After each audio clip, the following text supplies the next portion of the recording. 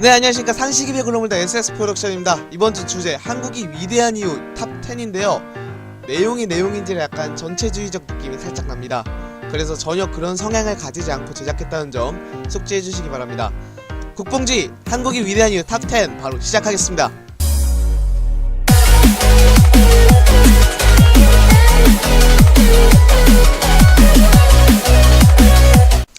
10위는 대한민국의 인터넷입니다. 다들 아시겠지만 대한민국 인터넷 속도는 세계 1위입니다.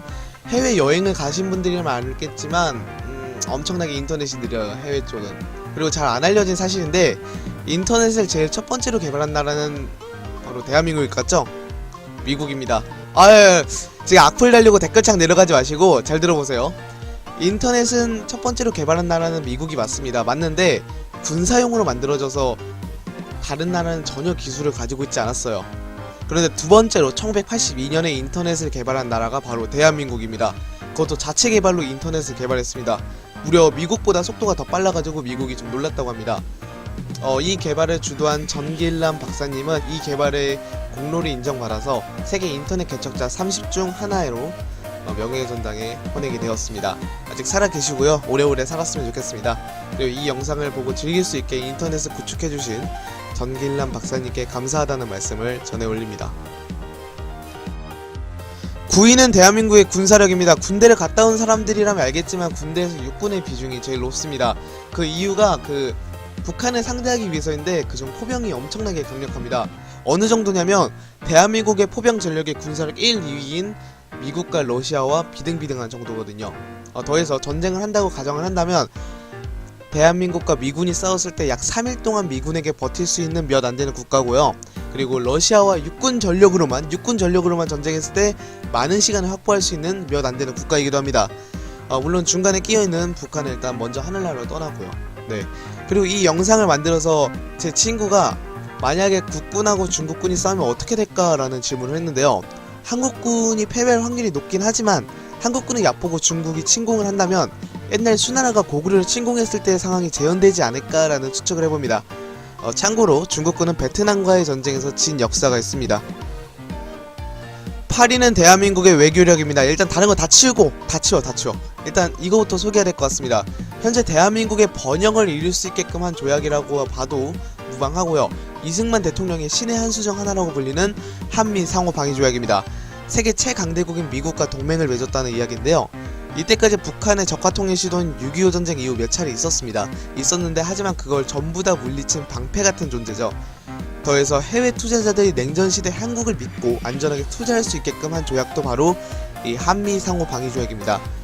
이승만 대통령의 모든 업적은 욕해도 좋습니다. 좋은데 하지만 한미 상호 방위 조약을 욕하는 건 아닌 것 같습니다. 그리고 전 세계에서 영향력 있는 여권 탑 3인데요.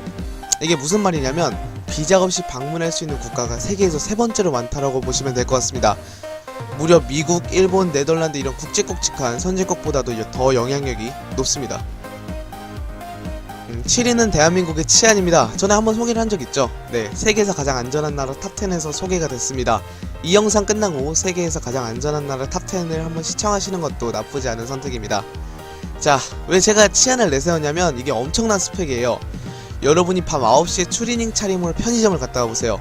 범죄의 목표가 되셨나요? 아마 10이면 10, 100이면 100이 아니다라고 대답할 겁니다. 외국 같은 곳은 밤 7시가 넘으면 외출을 삼가할 정도로 치안이 나쁜데 우리나라는 술에 취한 사람이 많지 않은 상태로 안전하게 집에 돌아올 수 있는 나라입니다. 만약에 유럽에서 이랬다가는 팬티도 도둑맞거든요. 네. 그리고 조직폭력배도 많이 없는 나라인데요. 흑역사긴 한데 삼천교육대와 그리고 민주화 이후 노태우 대통령의 범죄와의 전쟁의 영향이 큰 것으로 보입니다. 6위는 대한민국의 교육입니다. 교육기본법 제2조 교육은 호객인간의 이념 아래 국민으로 하여금 인격을 도야하고 자주적 생활능력과 민주시민으로서 필요한 자질을 갖추게 함으로써 인간다운 삶을 영위하게 하고 민주국가의 발전과 인류 공영의 이상을 실현하는 데 이바지하게 함을 목적으로 한다. 네, 사실 가장 의아해하는 부분이 이 부분일 겁니다. 물론 입시 위주의 교육이나 주입식 교육 때문에 논란이 많은데 피어슨 그룹에서 선정한 교육체제 순위에서 대한민국이 1위를 차지했습니다. 2004년 노무현 대통령 때 중학교까지 의무 무상교육을 실시했습니다. 이걸 실시하는 나라가 몇이나 있을까요? 더해서 대한민국의 문맹이 1%도 없게 된 주요 원인은 무엇일까요? 바로 교육일 겁니다. 물론 창의적 교육으로 바뀌고 입시 위주의 교육도 바뀌면 완벽하겠지만요. 5위는 대한민국의 과학기술력입니다. 사실 식민지배를 받고 전쟁까지 치른 국가 중에서 이렇게 높은 순위의 과학기술력을 가진 나라는 거의 없습니다. 제가 보기에는 세계 유일인 것 같고요. 그럼 어떤 시청자분이 이렇게 질문을 하실 겁니다. 기초과학은 우리나라가 아직 중진국 수준이다 라고요. 맞습니다. 공학기술에 비해 기초과학은 낮은 수준입니다. 근데 이걸 확인하려면 대한민국의 역사를 한번 봐야 하는데요. 1960년대로 한번 가보겠습니다. 당시 한국은 전쟁 직후였고 대다수의 국민들이 굶고 있었으며 매우 가난한 나라였습니다. 여러분이 지도자라면 기초과학과 공학기술 중 어떤 걸 선택하시겠습니까? 저라면 당연히 당장 돈이 되는 공학기술을 선택하겠죠. 기초과학을 선택하신 분들도 있겠지만 네 아무튼 이런 정부 주도의 발전이 세계적인 공업기술을 갖추게 되었습니다. 전자산업, 자동차, 조선, 건축, 경공업, 중공업, 화학 등 모든 분야에서 일본에 이어 아시아 국가로는 이례적으로 두 번째로 세계 무대에 발을 들여놓았는데요. 공업력 면에서 봤을 때 대한민국은 세계 최상위권입니다. 4위는 대한민국의 교통입니다. 2012년 기준으로 전국 고속도로는 약 4048km로 엄청 촘촘하게 배치되었는데요. 또 대중교통 시스템이 있어서 버스나 지하철을 통해 자기가 가고 싶은 곳을 언제든지 갈 수 있습니다. 전에 버스에 관한 10가지 사실에서 소개해드렸습니다만 환승제도가 잘 되어 있고요. 버스 요금도 상대적으로 꽤 싼 편입니다. 이웃국가 일본에서는 보통 버스 기본 운임이 200엔에서 300엔 정도 하는데 200엔이 2,000원이니까 두세 배 정도 비싼 거라고 보시면 될 것 같습니다. 그리고 KTX가 세계에서 5번째로 나온 고속철도이고요. 항공 쪽도 잘 되어 있습니다. 현재 국내에서는 8개의 국내 공항과 7개의 국제공항이 있습니다. 거할 정도로 많은 수준인데요. 그중 인천국제공항이 전세계 공항 순위 중 최상위권입니다. 3위는 한국인의 단합력입니다. 이거하고 또 시청자분들이 저한테 또 말도 안 되는 소리 하네 또 진짜 이러실 겁니다. 하지만 잘 들어보세요. 세계에서 유일무이하게 금모으기 운동으로 IMF를 탈출했고 악에 대해선 모든 국민이 힘을 합쳐 그 악을 물리쳤으며 전쟁이 났을 때 모두가 단합하여 막아냈습니다. 추가로 민주화를 이뤄낸 것도 산업화를 이루어낸 것도 국민들이 단합해서 이루어낸 결과물입니다. 2000년대 들어와서는 없다라고 하지만 2008년 태안 기름 유출 사고 때 태안 국민들은 눈물을 흘리고 절망에 빠져 있었습니다.